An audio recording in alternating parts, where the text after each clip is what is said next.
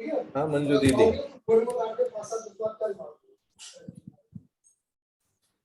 मंजू दीदी संस्कृत नहीं है शायद मंजू दीदी। मंजू दीदी व्यस्त है तो मैं बोल दे रहा हूँ, मैं हाँ पढ़ रहा हूँ। बोलिए, हाँ बोलिए गंगवाल साहब। शस्तानां ध्रुवाणाम् अनुत्कृष्ट अशस्तकानां ध्रुवाणाम् अजघन्यश्च चतुर्था शेषा शेषाणां च द्विधा। शस्तानां ध्रुवाणाम् अनुत्कृष्ट अशस्तकानां ध्रुवाणाम् अजघन्यश्च चतुर्था शेषा शेषाणां च द्विधा। ठीक है, अब आ गया सत्थाणम। तो सत्थाणम को संस्कृत में क्या दिया? सस्तानाम, है ना। सस्त मानी प्रशस्त है। देखो प्र लगाने से विशेष हो जाता है, इसलिए हमने शॉर्ट करने के लिए सस्तान। इतना कर देने से भी समझने वाले समझ जाएंगे, इसलिए तो सुनीता दीदी को करना था। सुनीता दीदी कल पूछ रही थी कि सत्थाणम माने तो समझ में ही नहीं आ रहा है, तो अब इसकी संस्कृत भी सामने रख लेने से समझ में आ गया कि ये प्रशस्त के लिए कहा है। तो प्रशस्त ध्रुविया, तो प्रशस्त के लिए ध्रुव आगे लगाया। प्रशस्त सत्थाणम ध्रुवियाणम, और क्या क्या लगाए उनके लिए? अणुकम स, और फिर आगे असत्थागण, असत्यगान, असत्यगान, और फिर ध्रुवियाणम, उनके लिए भी ध्रुव लगाया। अब प्रशस्त ध्रुव प्रकृतियों का अनुत्कृष्ट, सत्थाणम ध्रुवियाणम अनुत्कृष्ट, यहां तक ले लो। फिर असत्यगान, असत्यगान माने अप्रशस्त ले लो, और फिर उसमें भी आगे ध्रुवियाणम, तो अप्रशस्त की भी ध्रुव प्रकृतियों का। अब क्या आगे? अजहन्नम, अजगन्य भाग बंध, ये चतुधा, ये चारों प्रकार का है, माने सादी, अनादि, ध्रुव और अज। अभी जो सामने वाले पेज में या इसके आगे जो दिया हुआ है आपको चार्ट दिया है, इसमें अनुत्कृष्ट के लिए प्रशस्त में, इसमें देखो 3 कॉलम बनाए इन्होंने। एक प्रशस्त ध्रुव का बनाया, एक अप्रशस्त ध्रुव का बनाया, और एक अध्रुव का बनाया। तो ध्रुव के 2 कॉलम बना दिए, प्रशस्त ध्रुव और अप्रशस्त ध्रुव प्रकृति, और अध्रुव प्रकृति को एक ही बनाया। तो अब जो यहाँ पर गाथा में कहा गया कि प्रशस्त माने सत्थाणम, ध्रुवी माने ध्रुव, तो पहले कॉलम में आएगा। पहला कॉलम प्रशस्त ध्रुव प्रकृति के लिया, उसके लिए कौन सी आएगा? अनुत्कृष्ट, माने उत्कृष्ट नहीं है, अनुत्कृष्ट है। उत्कृष्ट से कुछ कम है, जघन्य भी नहीं है और अजघन्य भी नहीं है, तो अनुत्कृष्ट है। वो अनुत्कृष्ट चारों प्रकार की प्रकृति बन सकती है, इन्होंने कह दिया सादी, अनादि, ध्रुव, ध्रुव के भेद से। तो इसलिए अनुत्कृष्ट के सामने पहला जो प्रशस्त ध्रुव का कॉलम है उसमें 4 लिख दिया, माता जी ने समझा दिया। और उसके बाद में कह रहे हैं कि अप्रशस्त ध्रुव के लिए, तो अप्रशस्त ध्रुव प्रकृतियों का अजगन्य, उसके लिए अजगन्य लगाया। अप्रशस्त के लिए, है ना, प्रशस्त के लिए तो अनुत्कृष्ट माने उत्कृष्ट से कुछ कम, और अप्रशस्त के लिए जघन्य से कुछ ज्यादा, ऐसी प्रकृतियों के लिए वो चारों प्रकार का बनता है। इसलिए जो अप्रशस्त वाला जो दूसरा कॉलम है, उस कॉलम के अंदर में अजगन्य के सामने 4 लिखा है, ये अप्रशस्त दूसरे वाले कॉलम में अजगन्य के सामने 4 लिखा। तो ये 2 जगह तो खाली 4-4 आया। तो ऊपर की गाथा में खाली ये चतुर्धा यहां तक आ गया। चतुर्धा कहां तक आ गया? बोले सत्थाणम ध्रुवियाणम उकस्स, और असत्यगान ध्रुवियाणम अजहन्नम, यहां तक ले लो। और च ये चतुर्धा, यहां तक ये सारा मन, ये तो चारों है। शेषा शेषाणम च दुधा, इसके अलावा जितनी भी प्रकृतियां हैं वो सब 2 ही प्रकार का बंद करेगी। वो 2 प्रकार का बंद कौन सा है? वो अपने पढ़ लिया है, वो सादी और अध्रुव है, न अनादि है और न ध्रुव है। तो वो 2 प्रकार का माना जाता है, और चारों है तो चारों हैं। कल अपन ने शादी का, अनादि का, ध्रुव का, अध्रुव का अच्छी तरह से अध्ययन कर लिया था, और दीदी ने भी ग्रुप में भी भेजा है। तो 90 नंबर की गाथा में इसको अपन ने अच्छी तरह से पढ़ा है और उसके विशेष अर्थ में समझाया हुआ भी है। तो जिनको विशेष करके और वापस याद करना हो तो 90 नंबर की गाथा से वापस याद कर ले।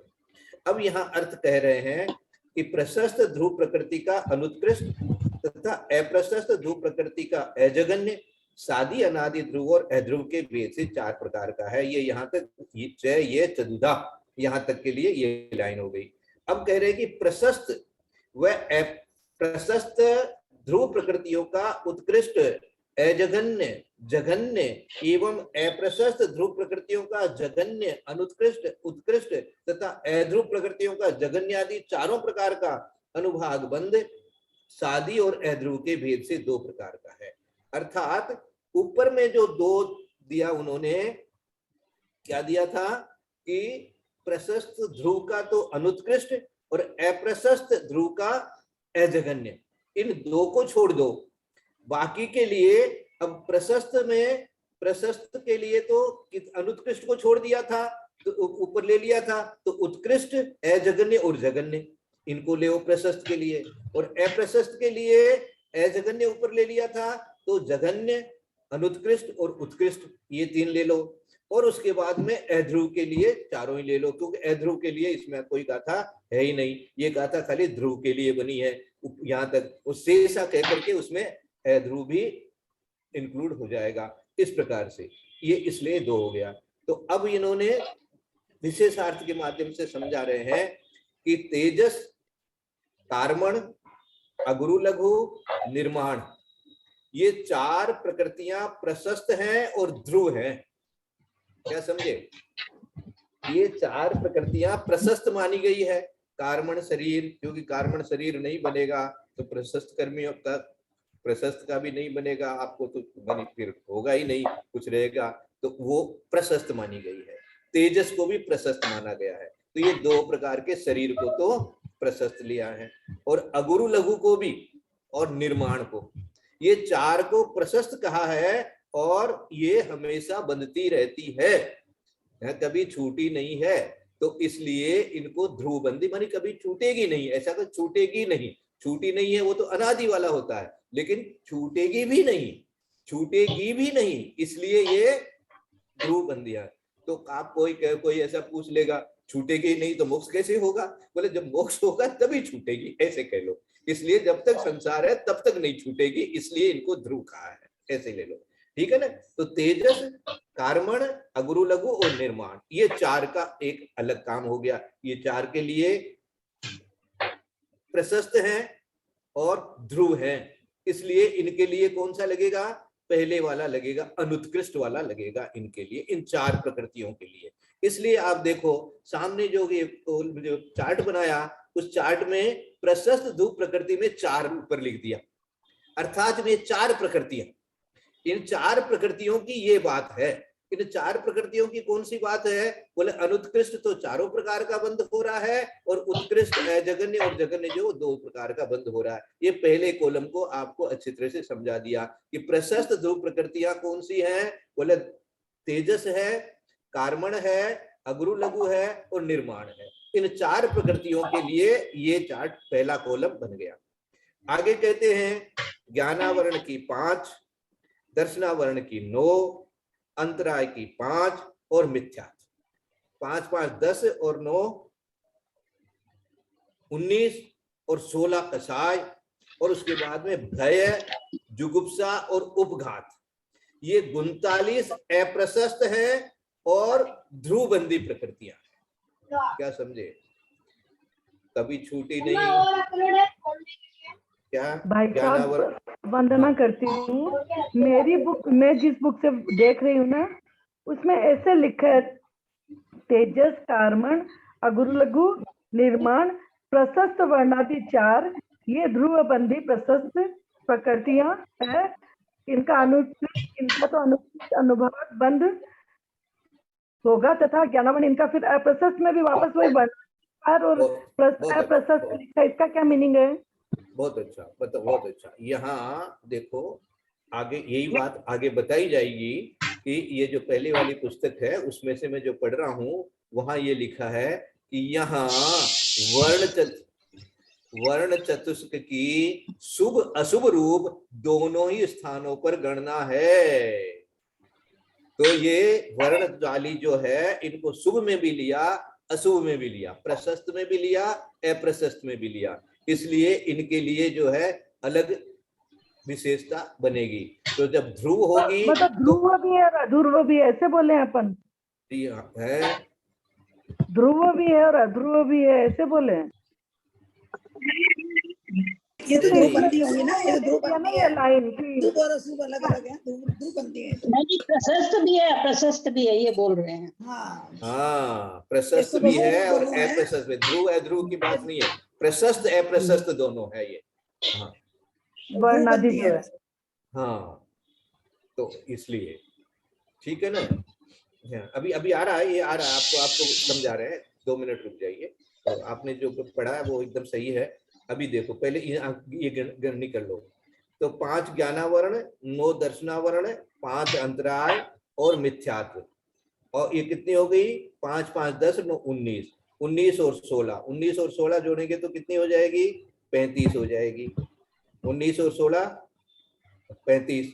उसके बाद में भय, जुगुप्सा, 20 और 16 हो गई, मिथ्यात्व को लेके 20 हो गई। मिथ्यात्व है। मिथ्यात्व, हाँ मिथ्यात्व, हाँ 19 और 1 मिथ्यात्व, 20 हो गई। 20 और 16 36 हो गई, 36 हो गई। और फिर भय, जुगुप्सा और उपघात, ये 39 प्रकृतियां अप्रशस्त हैं और ध्रुवबंदी कहलाती है। आया समझ में? तो 4 का अलग हो गया, 39 का अलग हो गया। तो दूसरे कॉलम में 39 के लिए लिखा है, अप्रशस्त वाली के लिए। और अप्रशस्त में ऊपर गाथा में दिया है कि जो अजघन्य है वो तो चारों प्रकार का बंध होता है, शादी, अनादि, ध्रुव, अध्रुव रूप से। और बाकी जो 3 प्रकार का बंध है, उत्कृष्ट, अनुत्कृष्ट और जघन्य, वो 2 ही प्रकार का बंध होता है। इसलिए अजघन्य के कॉलम में तो 4 लिखा सामने, और बाकी के में 2 लिखा है। ये 39 प्रकृतियों का सेकंड वाला कॉलम है। अब आगे कह रहे हैं तथा शेष 73 प्रकृतियां अध्रुव बंदी हैं। अब 73 और 39 कितनी होती है? तो 112। 112 हुई। अब तार कौन सी छोड़ दी? वंदना भैया जी, पहले तो वर्ण 4 ऊपर वाली 4 ले लो पहले। 39 और 4 43, 43 और 73, 116 हो गई ना? हो गई 116। वंदना भैया जी, 116 हो गई। वंदना 4 भैया कौन सी जी, बच गई? हाँ बोलिए। हाँ, लेकिन वो घात्या कर्म की 47 प्रकृतियां है, वो सबकी सब ध्रुवबंदी है और अप्रशस्त ही है, तो वो और सबको क्यों नहीं गिना? अभी बताते हैं। ज्ञानावरण अप्रशस्त है कि नहीं है? और ध्रुवबंध है कि नहीं है? हाँ, ध्रुवबंदी है, अप्रशस्त है। मतलब वो जो 47 ध्रुवबंदी है घात्या कर्म की, वो सबकी सब अप्रशस्त है ना? ठीक आ है गई ना? ना इसमें 47 घात्या कर्म, घात्याक्रम 9 भी आ गया, 5 अंतराय भी आ गया, और मिथ्यात्व बंध के लिए खाली मिथ्यात्व लेना। तो ये 5 5 10 तो 19 और 1 20 प्रकृतियां हुई ना? हाँ, ठीक है ना? है 20 और 16 20 और 16 36 हो जाएगी। तो कसाय भी जितनी भी, सुनो, कसाय भी जितनी भी है, वो कसाय भी अप्रशस्त ही है, कोई कसाय प्रशस्त हो नहीं सकती। तो इसलिए ये सारी अप्रशस्त के लिए कह दिया। और अब भय, जुगुप्सा और उपघात, ये 3 प्रकृतियां ध्रुवबंदी हैं।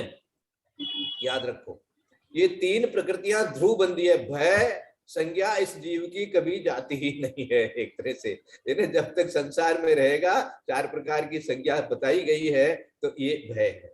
और उसके बाद में जुगुप्सा और उपघात, ये भैया जी, उपघात तो प्रशस्त प्रकृति है। भय, जुगुप्सा तो अप्रशस्त है, सारी अप्रशस्त प्रकृतियां ली, और उपघात को ले लिया, इसमें उपघात तो प्रशस्त प्रकृति है। बाकी तो उपघात अप्रशस्त प्रकृति है। उपघात को छोड़ा, इसीलिए 30 प्रकृति में एक उपघात को छोड़ा था ना पहले। हाँ, छोड़ा था वो उपघात उपघात अप्रशस्त प्रकृति है। नहीं, उपघात अप्रशस्त, नहीं, प्रघात अप्रशस्त है, उपघात प्रशस्त है। बहुत अच्छा, याद आ गया आपको। याद आ गया। तो ये उपघात को अप्रशस्त में ले लिया है ना। प्रशस्त, उपघात प्रशस्त है। हाँ, नहीं, उपघात प्रशस्त माने उपघात तो- अपने ही अवयवों के कारण से अपना ही नुकसान हो रहा है, इसलिए उपघात कहलाते हैं। तो वो अप्रशस्त है। तो अप्रशस्त, तो भय, जुगुप्सा और उपघात, ये तीन क्या है? ये जो तीन आपकी 9 कषाय में से 3 जो ली है उनको ले लिया। बाकी जो वेद है, हास्य है, रति अरति है, उसको तो जो है वो अभी प्रशस्त में ही रखा है। तो ये अप्रशस्त। तो भय जुग उसको अध्रुव में रखा है, ऐसे करो, अध्रुव में रखा है इसलिए। तो अब आगे, अब 73 बच गई ना। 116 तक गिन थी अपने को, 4 वर्ण को छोड़ देवे तो 116 तक गिन लिया। तो ये 73 प्रकृतियों के लिए सामने और बता दी। तो यहाँ जो चार्ट बनाया गया है, इसमें वर्ण को छोड़ करके चार्ट बनाया गया है। तो 4 तो जो 73 पहले प्रकृति कहाँ? 39 ही तो हुई है। 39 39 ही हो गई। 73 कैसे हो गए? बाकी हाँ। बची ना दीदी। कौन सी? 120 में से 4 वर्ण को हाँ। यदि अपन नहीं पकड़े तो 116 होती है। 116 में से 39 और 4 43 यदि घटा देते हैं, अच्छा। 4 तो प्रशस्त और 39 अच्छा। अप्रशस्त, तो ये 43 अच्छा। हो गई। ये 43 यदि घटा देंगे 116 में से तो 73 बचेगी। अच्छा, ठीक है। आ गई गणना? हाँ आ गई। बहुत अच्छा। तो हाँ, गणित में थोड़ा सा अपने को उपयोग लगाना पड़ता है, इसलिए आ जाता। तथा शेष 73 प्रकृतियां अध्रुव बंधी हैं। ये अध्रुव वाले कॉलम में 73 ऊपर लिख करके और ये चार्ट बनाया और सारे के साथ ही लिया, क्योंकि अध्रुव के लिए ऊपर गाथा में कहा शेषा शेषाणयम च दुधा। तो इनकी जो 73 प्रकृतियां जो है, इनकी क्या होगी? शादी बंद होगा या अध्रुव बंद होगा। समझ गए? माने शादी होगा और अध्रुव होगा। तो शादी का मतलब इनका बंद होता है, छूटता है, होता है, छूटता है, होता है, छूटता है ना। जैसे वेद वगैरह है तो इनका छूटता है, होता है, इस प्रकार से। तो ये इसमें तो अध्रुव में याद रखो, अध्रुव में प्रशस्त अप्रशस्त का डिवीजन नहीं किया। अप्रशस्त के लिए अध्रुव में, क्योंकि अध्रुव में भी कुछ प्रशस्त भी है, अप्रशस्त भी है, लेकिन अध्रुव में प्रशस्त अप्रशस्त का कोई डिफरेंस नहीं किया। तो अध्रुव यदि है तो वो उनके अंदर में ये 2 ही प्रकार का बंध पड़ता है। लेकिन ध्रुव प्रकृतियां यदि है तो उनमें खाली 4 प्रकृतियों का तो अनुत्कृष्ट बंध होता है और बाकी की जो 39 प्रकृतियां हैं उनका अजगन्य बंध होता है। अनुभाग बंध की बात चल रही है, इसलिए ये चार्ट बना। चार्ट को याद करो, चार्ट सामने रखो और ये गाथा पढ़ो। अब कह रहे हैं वर्ण के लिए कि सामान्य रूप वर्ण आदि 4 तो ध्रुवबंदी हैं, किंतु प्रशस्त व अप्रशस्त रूप वर्णादि 4 ध्रुवबंदी नहीं है। क्या समझे? ये लाइन पढ़ लो। सामान्य रूप वर्णादि 4 तो ध्रुवबंदी हैं, मानी वर्ण तो कोई ना कोई बंधेगा, वर्ण तो कोई ना कोई बंधेगा, इसलिए ध्रुवबंदी है। लेकिन प्रशस्त और अप्रशस्त की अपेक्षा से वो अध्रुवबंदी है। माने आपके अच्छा रंग भी हो सकता है, खराब रंग भी हो सकता है। तो प्रशस्त वर्ण हो गया, अप्रशस्त वर्ण हो गया। तो प्रशस्त वर्ण हो जाने से और अप्रशस्त हो जाने से, लेकिन कभी प्रशस्त बन सकता है, कभी अप्रशस्त बन सकता है, इसलिए वो अध्रुव कहलाएगा। लेकिन वर्ण सामान्य की अपेक्षा से, वर्ण सामान्य की अपेक्षा से जो है वो ध्रुवबंदी कहलाता है। तो ये लाइन से ऐसे क्या, सामान्य रूप वर्णादि 4 तो ध्रुवबंदी है, किंतु प्रशस्त व अप्रशस्त रूप वर्णादि 4 ध्रुवबंदी नहीं है, ऐसे दे दिया है ना। प्रशस्त अप्रशस्त की अपेक्षा से पढ़ने। यहाँ वर्ण चतुष्क की शुभ अशुभ रूप दोनों ही स्थानों पर गणना होने से 120 + 4 = 124। अब 124 यदि है तो 43 और 8 51 है ना। 43 अपन ने की थी ना, 43 की थी, 39 और 4 43। अब उसमें 4 शुभ वर्ण जोड़ दो और 4 अशुभ वर्ण भी जोड़ दो, तो ये 51 जो हो गई। तो ये 51 करके और बाकी बच गए। 124 लिया ना, इसलिए 120 लेते तो 51 नहीं करते, अपन 47 करते, लेकिन 24 कर दी इन्होंने 4 करके, तो अब 51 घटाना पड़ेगा। तो 4 4 8 हो गई ना, वहां वर्ण को 8 प्रकार मान लिया, वर्ण को 4 शुभ मान लिया, 4 अशुभ मान लिया, तो इसलिए 116 और 8 124 कर ली। तो 124 में से 51 घटाएंगे तो वही 73 यहाँ पे आ गया। तो ये 73 का ऊपर। प्रकृतियां अध्रुवबंदी जानना, वैसे तो बंद योग्य प्रकृति 120 ही है, सारी 120 प्रकृतियां है ही है। तो ये हो गया, ये चार्ट आपको मिल गया। यहाँ 2 का अंक सादी व अध्रुव एवं 4 का अंक सादी, अनादि, ध्रुव और अध्रुव को सूचित करता है, जैसे कि अपन ने पढ़ा है। अब ये भैया जी एक बार 51 की गणना फिर से बता दीजिए, कैसे बनी 51? 124 होगी कैसे, पहले ये सोच बताओ। 120 तो वैसे बन योग्य 4 को वर्ण चतुष्क को दोनों तरफ से लिया है, प्रशस्त में भी और अप्रशस्त में, इसलिए 4 जो बढ़ गई हैं वो 124 हो गई हैं। तो वर्ण कितने हो गए? प्रशस्त और अप्रशस्त की अपेक्षा से 8 हो गई। 8 हो गए, समझ गए आप। अब उधर 4 तो उन्होंने ध्रुव प्रकृतियां बताई थी आपको, तेजस, कार्बन, अगुरु, लघु, निर्माण, समझ गए। तो 4 तो ये, और 39 अप्रशस्त बताई थी। 39 और 4 कितनी होती है? 43। अब 43 में 8 जो आपने वर्ण की अभी बताई, प्रशस्त और अप्रशस्त मिला के 43 में 8 जोड़ेंगे तो कितना आएगा बताओ? आ गया 51 आ गया। हाँ हो गया। हाँ। और 124 में से 51 घटाएंगे तो 73 बच जाएगा। 124, क्योंकि 124 कर लिया आपने, वर्ण को डबल कर दिया, तो 120 की जगह 124 मान ली। 124 यदि मानेंगे तो 51 घटाना पड़ेगा, है ना, और 51 घटाएंगे तो 73 बचेगी। तो वही 73 यहाँ बच गई। और पहले ऊपर पहले भी बता दिया कि भाई जो शेष 73 प्रकृतियां हैं वो अध्रुव बंदी है, तो इसलिए अध्रुव में 73 लेना। वर्ण को इन्होंने कहा है कि वर्ण सामान्य से तो ध्रुवबंध है, लेकिन प्रशस्त अप्रशस्त की अपेक्षा से अध्रुव। तो इसलिए उनके लिए चार्ट में कुछ भी नहीं किया इन्होंने। चार्ट जो बनाया खाली 4 जो है प्रशस्त प्रकृति ध्रुव, और 39 जो अप्रशस्त प्रकृति 39 जो है उनके लिए बनाया, और अध्रुव के अंदर में बाकी 73 का बना दिया। तो यहाँ 39 और 4 41, 41 और 73, 39 और 4 43, 43 और 73 116। ये जो चार्ट बनाया है 116 का ही बनाया है, वर्ण का इसमें वर्णन नहीं है। वर्ण को अलग से बता दिया, क्योंकि वर्ण जो है वो प्रशस्त भी है अप्रशस्त भी है, इसलिए हम उसको हम छोड़ रहे हैं। और वो ध्रुव है अपेक्षा से, इसलिए हमको ध्रुव में लिखे कि अध्रुव में लिखे, तो दोनों ही है, प्रशस्त भी है अप्रशस्त भी है। तो उसको तो हमने अलग से समझा दिया, और चार्ट में बाकी 116 प्रकृतियां जो है उनके लिए आप जो गाथा के अंदर में बताया गया है उसको समझा दिया गया। अब देखो मैंने तो अपनी तरह से पूरी तरह से समझा दिया है, मेरे को खुद को समझ में भी आ गया है। समझ में आ गया भैया जी, बहुत अच्छे से समझ।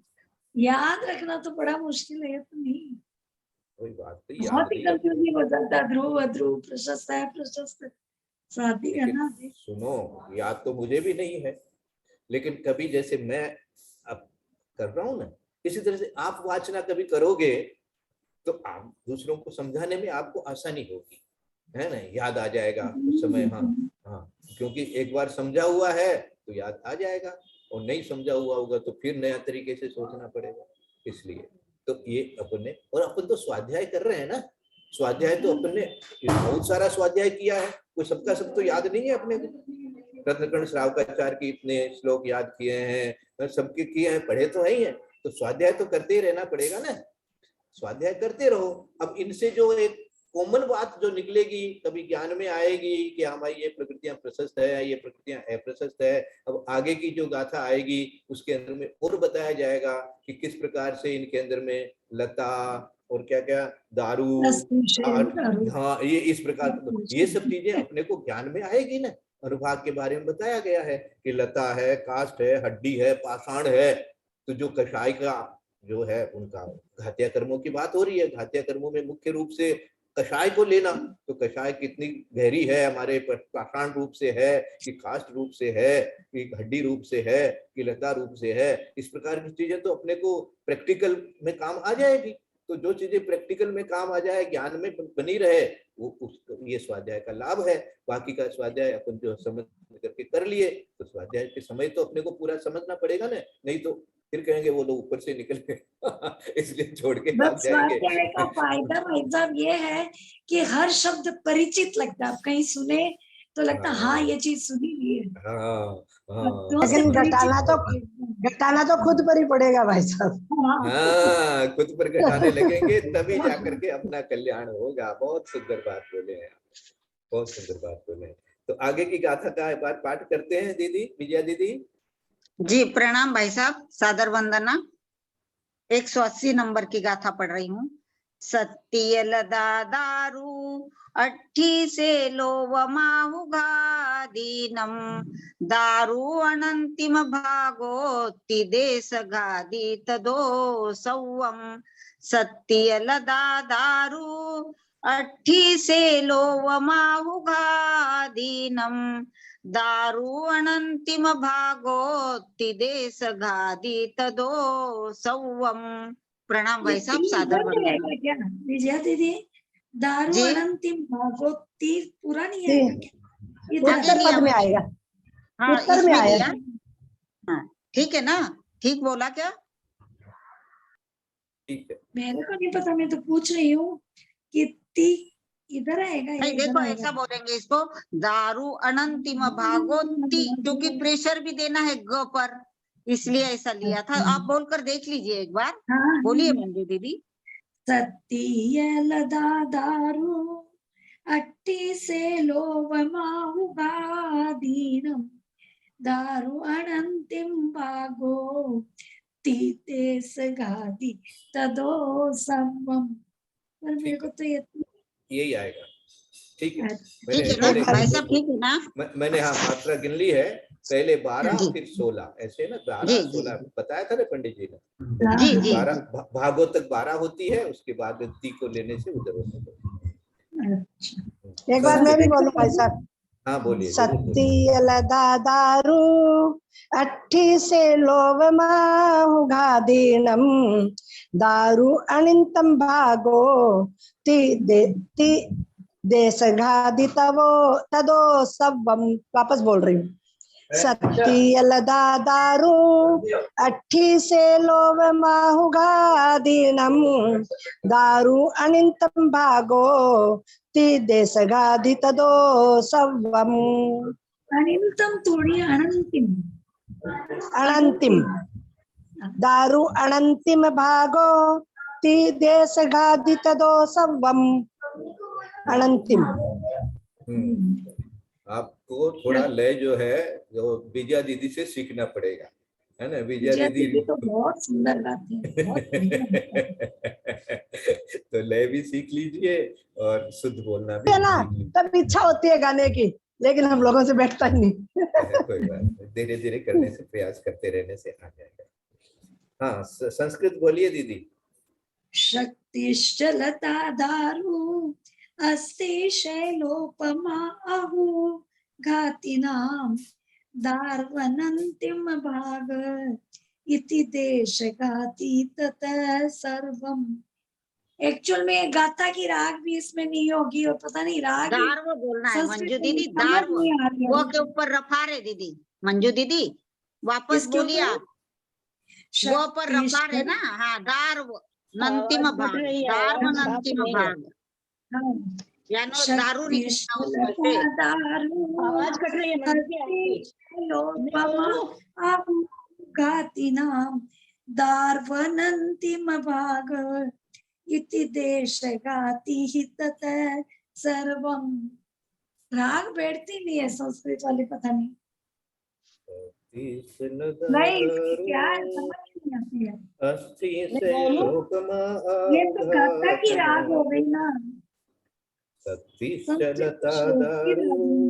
अस्ति शैलोपमा आहुघातिनां दार्वनन्तिमं भाग मैं कोशिश इति करूं देश भैया जी। भाति ततः सर्वम्।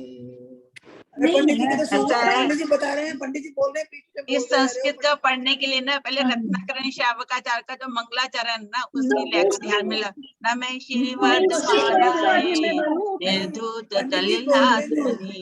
बीच में बोले जा रहे हैं। लोकानां संस्कृत वाली मैं बोलूं भैया जी एक बार? त्रिलोकानां यद्विद्या दर्पण